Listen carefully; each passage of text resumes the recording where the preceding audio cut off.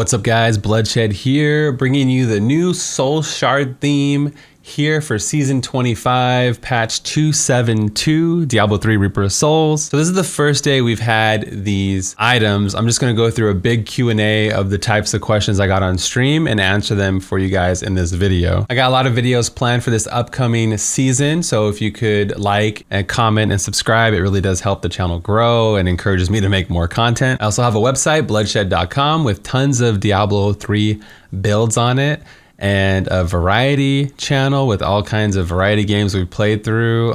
So feel free to subscribe to the channel if you want. Let's get into the video though. So first things first, it's the new seasonal theme for season 25. It's called Soul Shards. There's 7 unique soul shards based on the Lords of Hell, which give players demonic powers. You can use 3 in the helm and 4 in your weapon, but you can only use 1 of the 3 in your helm and 1 of the 4 in your weapon. Soul Shards and Embers drop from anywhere in Sanctuary, but Soul Shards have a higher chance to drop from bosses, okay? So while leveling, I did get the Soul Shards, but I didn't see any Embers while leveling. I leveled 2 characters. One got power leveled and I leveled one the normal way. I didn't see any of the Embers while leveling, mostly through T16 rifts and doing greater rifts. And then the Soul Shards I got while leveling though. I got them right away at level 1 on a Zoltan Cool boss bounty. And yeah, I got a few while leveling. You upgrade these legendary gems. They're like juiced up legendary gems, right? You upgrade them with these Hellforged Embers. So here's what they look like. Here's all 7 lined up in a row right up top. The best way to understand the 7 gems is 3 go in the helm. These 3, the first 3 go in the helm. And the next 4 go in your weapon, and they always have this base affix. You can see that the other ones are blocked. It has a bunch of question marks on it, right? They always have a base affix. This one has a base. This one has a base. They all have like a one thing that makes them unique to that gem. That's never gonna change. That's always gonna be there. You don't identify these gems. That's just always what it has. And as you rank up, so you can see this is the base one. The first rank you get 5 stats. Boom. It's almost like an ethereal, right? And then you go to the next tier, you get another stat. And then the final tier gives you another affix, like another legendary power, basically. So the top tier, you get 2 legendary powers. So this one in particular has the base one, which is your cooldowns are increased by 25% for every skill on cooldown. You take 12.5% reduced damage and deal increased damage, right? So you lose your cooldown, but then you gain 75% damage on top of that. So in the top tier gem, you can see it's still there. You still get the same base one, but in addition, you get your attack speed and critical hit chance are increased by 7% for each skill on cooldown. So there is always the base one. So there's 7 unique legendary powers basically attached to these gems. And each gem has its own set of 3 possible combinations. You can get one of the 3 possible combinations per gem. So I'll cycle through this color, the Terror gem, just so you can see, right? So this is a base one, and then here's a tier 3. The bottom 2 affixes, one has a devastating ring of fire. So that's one of the 3 you can get. The next one has, if 3 or more skills are on cooldown, your lightning and fire skill damage is increased by 50%. Right, so you can see that even if you get it to max level, it might not be the right combo that you want. In addition, one of the normal stats change every time. So you can see the top has 1,000 strength on it. This one has 25% life. Strength, life. This one has life and armor. This one has life and cooldown RCR. So there's a little bit of variance. It's like Ethereals didn't have that farmability as much. So they did have some, right? But this is definitely, you have 2 gems to farm, you have to level them up, and you have to get the right kind of combo on them. But it's not so many combos where it's like, it seems overwhelming, right? It's just a little bit of RNG to get the right thing you want. I really like the system. It's pretty straightforward, and it encourages a little bit more farming. So an easy way to understand them is 1 random affix and 1 random stat. Everything else is pretty much the same, like stagnant on the item. But Blood, what happens when we have a bunch of tier 3 gems that are not the right? What can we do with them? Well, you can actually augment them on your gear. You can see I have a 125 augment here, Keldason. It's on the bottom blue line there. So it works like this. Here's the gems again, right? This is basically rank 0 or the base gem. If you augment the base gem just like you would augment any other gem, right? Whenever you augment something, you need 3 of whatever type you want. So if you want strength, you need red. You need dexterity for green, right? So you would put this together with the item that you want. Tier 1 gives you a level 50 augment.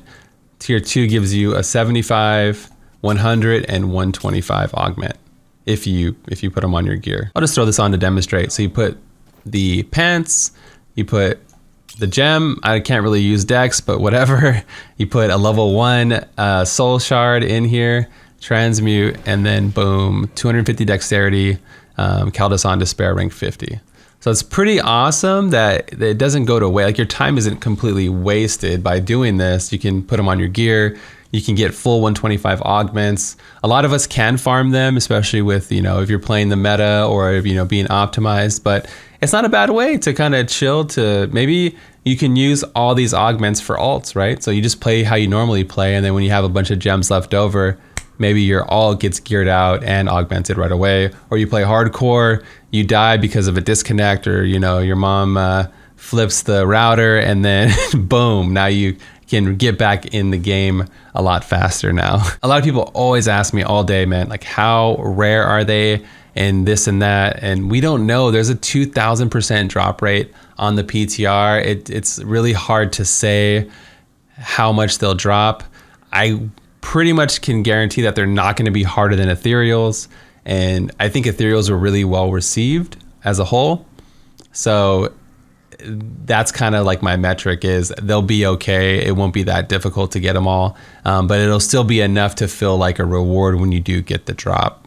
Another question I get is, yo, Blood, do they work on followers, my man? And we did some testing, and the abilities don't work on the followers. Now, remember, there's about 4 different abilities per ethereal times 7. I didn't test all of them, but we tested a few, and they were not working on the follower, but the stats were working. So if you notice, like these have like crazy stats, like crit damage, crit, cooldown. That seems to work on your follower. It changes his sheet damage instantly when you put on the gem. So if you want to make a juiced out, roided out Templar, this might be the season to do it. Another question I get is, can you dual wield them? So yes, but it's a bug, right? Yeah, I try to put it on my Mojo, on my Witch Doctor, it didn't work. We try to put it on our Necromancer offhand, it didn't work. And like, let's say you have a barb here, right? And you have 2 legendary gems, these soul shards in your weapons, right? You put one in there, it doesn't let you put the other one. Like it doesn't work, right? But if you put the item in and then you drop this in here, this is the weapon one, helm 1, then it works. So it's got to be a bug, right? Because it's obviously, and then if you read the website, you may only equip 1 prime evil soul shard and 1 lesser evil soul shard at a time. So don't get pissed when Blizzard changes it, because they never wanted it this way, but it lets you do it right now currently, and it's not intended, right? So yeah, and it would be unfair I wouldn't mind it if you give it to all the classes, but it wouldn't be fair to have barbs and monks and but not crusaders and not witch doctors and so forth. At this point, I'll probably go through each gem that I have just so you guys have a good idea of what you can get, and maybe you can start theory crafting builds based around it. It's not going to be in D3 Planner or anywhere, so you can screenshot the video or you can jump into the PTR yourself. If you want to get them on the PTR, you have to play a seasonal character, and you have to go to the Bag of Fortune, and then it drops all of them, and it drops the currency and everything like that, the Ember currency. So let's go through them together, right? So the base gem, you move unhindered through enemies. Each enemy you pass through will be marked by destruction for 7 seconds. Each marked enemy that dies removes 1 second from one of your skills on cooldown. If the mark of destruction expires before the enemy dies, you lose 2% max health as damage. Marks are not applied if you are below 35%. So that's the base one like we talked about. And now there's 3 more random it can be at max level. So this one happened to roll with increase the duration of the mark of destruction by 10 seconds. So that's cool. Let's see, this one has, you leave a trail of fire in your wake that slays enemies with the mark that are below 10%. So it's like a nice execute ability. That would be cool if it worked on our follower. And you have a 25% chance to restore 5% health when an enemy dies while a mark is active. So you can see that there's some, they're kind of like, they're not class specific either, by the way. I got that question. Everybody has access to all the same gems. So yeah, that's pretty cool to have enough, like this much variance. We looked at this one already. This is the cooldown one where you get damage. But you can also get a Ring of Fire after killing 50 enemies. You can also get we looked at that, the lightning and fire skill damage by 50%. I think my Witch Doctor has another one. Oh yeah, this one right here. Your attack speed and crit chance are increased for each skill on cooldown. So 7% crit, 7, 7, 7, 7. You can really stack up the crit, and then you won't even need to carry crit on your gear. You can carry other stats that are maybe more beneficial, right? This one has the base of you deal 15% reduced damage while you have 3 or few enemies within 25 yards. So this is like the AoE gem, right? You deal less damage if you only have 3 enemies. But if you have more than 3 enemies, you get up to 100% damage increase. So this is like maybe the wave clear build or the AoE build. Another affix you can get with it is your movement speed is increased by 50%. Each enemy within 25 yards reduces your movement speed by 10% up to 70. You now deal 15% for every enemy instead of 10, up to a maximum of 150. And then this one's kind of cool. Killing an elite enemy pulls all enemies within 40 yards. 40 yards is pretty big, where the elite dies. So this would be cool for speed farming also. And this one has experience on it, so that might be nice. This one has, you deal 25% less damage when you kill an elite enemy. That sucks. But you spawn a pool of blood that increases the damage against non-elites. So again, another like wave clear type build where you kill an elite and then now you kill non-elites, right? So it's kind of interesting. The pool of blood now collects progress orbs for you, so that's cool. The pool of blood now negates elite affixes within its area, so it can remove, even for like a support build, right? It can remove arcane beams or freaking frozen pulse, all that kind of stuff. The pool of blood now freezes non-elite enemies, so that's good for like a lot of people can get bonuses if the enemy's frozen, like Necromancer for instance. The base gem of the Anguish gem, each time you deal poison damage, this is the one I'm using on my Witch Doctor, you increase your cooldown reduction, movement speed, and damage. So you can get 50% movement speed, damage, poison damage. This is pretty cool. And some of the other affixes you can get on it is your movement speed and cooldown reduction can be increased 15 times by dealing poison to an enemy. Killing an enemy deals the damage done. Oh, so like this one right here, when you kill an enemy, the damage you do with the death blow does an AoE with that damage. So it can kind of stack up and be nice for speed farming, wave clear. Pretty cool stuff, right? When you deal poison damage to enemy, they receive 50% increased poison damage from all sources. So again, for group play, this could be really good. It says increases 50% poison damage from all sources for 10 seconds. So pretty nifty. I can see a lot of different uses for it. The next one is the Dreg Gem. Reduce the damage of enemies hit by 33. So this is a weird one, right? So this one says reduce the damage of enemies hit by 33%. So that's good. But then you also deal 50% less damage. One thing I noticed though, it doesn't affect my sheet damage. So now my pets scale off my sheet damage, right? So this is like a tanky pet gem build. On the season that they added, technically Marauder Sentries are pets, and technically, with the Witch Doctor, new spiders seem to be pets. We did some light testing, they seem to be pets. So maybe that's what this is. It's kind of a weird one, right? You can also get a cheat death on this gem, and then if it procs, it lasts for 15 seconds and gives your whole group 225% all res. Interesting. Each enemy slain during the damage reduction effect also reduces your active cooldowns.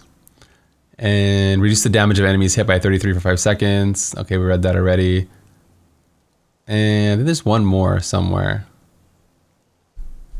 I think there's an attack speed one somewhere, unless we missed it. There's an attack speed nuke here. Maybe it's on this one. This one's a Remnant of Pain. Your critical hit chance, the base one is called, your critical hit chance is reduced by 15%. So you're losing 15 crit, but the damage you do against incapacitated enemies is automatically crit. So think of Paj Monk, right? You're blinding, and then now you always get that guaranteed crit. You know, Heaven's Fury, Satyr, builds like that. Maybe even Necromancer can like blind or incapacitate, stun, and then do their big damage hit, like a Poison Scythe or something. You can also get, when you critically hit an enemy, you increase the attack speed. Oh, this is the one. When you critically hit an enemy, you increase the attack speed of all the players by 5% for 5 seconds. So another nice group buff, and it stacks 10 times. So you're essentially giving your whole group, right, an Echoing Fury buff, which is nuts. So some of this stuff is crazy. It makes me want to play in groups, and I'm a solo player normally. When you critically hit an enemy, okay, we read that. Let's see. This one right here, while you move, your movement speed is 50% faster than normal. You gain passability. You move through enemies, knock them back, and stun them for 2 seconds. All right. This one right here, this is like Paj all over it. Hitting an enemy with cold damage has a 50% chance to freeze them.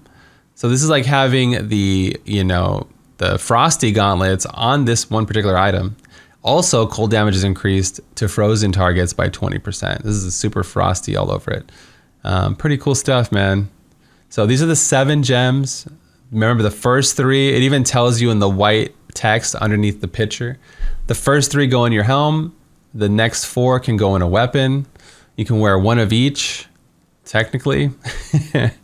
They always have the standard affix on them on the bottom one, you can see. And then you have a chance to get 1 out of the 3 other ones at the max rank, rank 3. The stats can change at the very top. You can get 1 random stat, which is nice to min-max your build. Like some of them are crazy, like a physical damage by 63, lightning by 63, arcane 75, 74. This one has all damage 44%, just a flat 44% damage is pretty wild. Crit damage, so you get all the stuff by just playing the game. I would just do rifts and greater rifts and do your normal thing, you know, upgrade them as you go. You can augment them in the cube, get up to 125, you know, augment from it. It seems to be like a great season. It seems to be almost better than Ethereal's on paper with the types of builds that it augments and like being able to level them up and you're interacting with it more. And if you get a bunch of them, you can use it for augments, you can use it for alts. Thank you guys so much for watching. Don't forget to like the video. Drop a comment in the description if you have any more questions. I'll try to answer it, or you can ask me in stream. I'll be streaming Diablo all week and then Lost Ark at night. So morning Diablo, at night Lost Ark. It's a great week, tons of content. I'm super happy. This is Bloodshed and I'm out of here. Peace.